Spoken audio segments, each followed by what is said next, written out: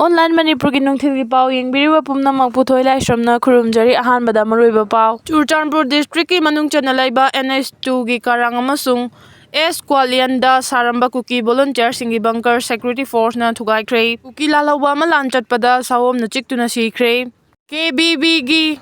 Chakthong bi hoinu ngasi numidangi pung 8 PM da bunker da chakthong balakpada gari accident da sikhre Kanglaipa Punba Kholauge update gi laukhacharake Sisipurda Kukisingna security movement yengli drone dagi Manipurda refugee oiduna laiba Kuki macha CNA gi commander oriba Kuki Lalhwba Burma gi landa sikhre handaki lansida Kukisingse refugee ni haibasi taseng na mayek sengkhre President rule makhata na chanakhiba tarabadi MLA singna daita pugadabani Minister Hapangamdabadagi Makata na President rule Chanakhiba tarabadi maduda tholakpa afafatagi tekchak pumba MLA singna pugadabani Langi Warusin Proktringaida and Birenu CM from Thadokpa Yaning de Haina Nongpok Sanjenbam Apunba Maira Pai Binangasi Wakan mi from Chathakre Nongpok Sanjenbam Apunba Maira Pai Binasinduna Sanjenbam Kunau the Labor Ima Poloile Mansangnenda Wakan mi from Mama Chatharaba Matung Atobada Chief Minister Khalu Manipura Tholi Balan Loishilu Khulngak pa bayaroi President rule chatna bayaning de haiba kholau lauduna nongpok sanjen munge akoibada khongchat amasu chatki wakat khongjang aduda sarugya khibi khongjang loi nupi aman hai Chief Minister khanba ngamdaba amadi MLA singi mot manadabadagi President rule asi matam sangna adumak thamkiba tarabadi mairik pidagi maijawbi oirakani maduda tholakpa afafattagi tekchak pumba adu MLA singna pugadabani handak Manipurda President rule thamkiba si lengak paiminariba singi marakta miyamgi kalaktaba pham Munarakpadagi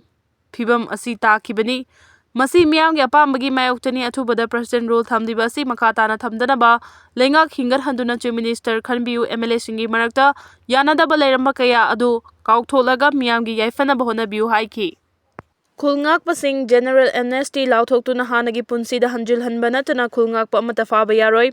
Chief Minister Nongthuman Biren Budeli de Kobraga Fam Thado Handuna Manipurda President rule Thamjilakpa India Lenga Ki Thawong Yaning de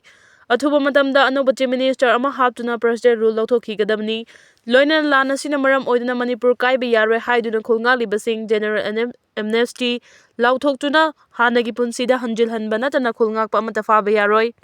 Manipur gi tongan ba mafamdagi lakpa apunba imalufki mihut singduna RK Tombisna na phongdokre lamda masigi tongan ba mafam singde leiriba maira pai bilup singna punna sinduna ngasi Manipur Press Club ta pangthokhiba paugi mifam amada maira pai bilu chingba RK Tombisna na mathaki wafam asi phongdoladuna mahangna hai housing Manipur da oiriba tangdu laita daba phibam asida lengak leitaduna President rule lakhanba asimak Manipur gi oinadi yamna laibak thibani asumna lengak leitaba kangkhong chairaba President rule leiba asi Manipur miyamna yabangam loi athuba matamda miyamgi khalaga lengak semduna hanagi tangdu laita ba phibam da hanjil hallo Kuki na hawrakli balana sida thodok kaya da minungsi leitana mitei kaya hatkre tamthiraba thodok kaya da lengak na thabak amata pangthok raktabadagi khulngak pasing thoraktuna ngasi fawba Manipur miyamgi punsi kanduna lakli Lana sina chahi ani fazilaktuna luraba matam asida amuk ngarang nahan Chief Minister na Delhi da chaluraba matung resign tawkhiba laibak thibani hojikti mapu pandraba lengak leitraba lam haibadu oire masina miyam amadi khulngak libasingda kadai fawba awaba pirakpa yabage haibasi miyamgi wahangni Lengak asi double engine lengak ni harabasu irang asi loisinba ngamdri CM resign tawre harabasu athubada ama hapa ngamde loinana lana si loisilamda na CM resign tawba yaningde lengak kairabasu miyamgi khalaga athubada lengak semgadabani President rule chatnaba miyamna pamde haiki Manipur gi integrity da singnarakpa khudingma mama oibi singna amato oina thengnagani miyamna khankiba miyut singna lana si loisilu lana sina maram oiduna khulngal liba icha sing phaba punba tawba yaroi haiki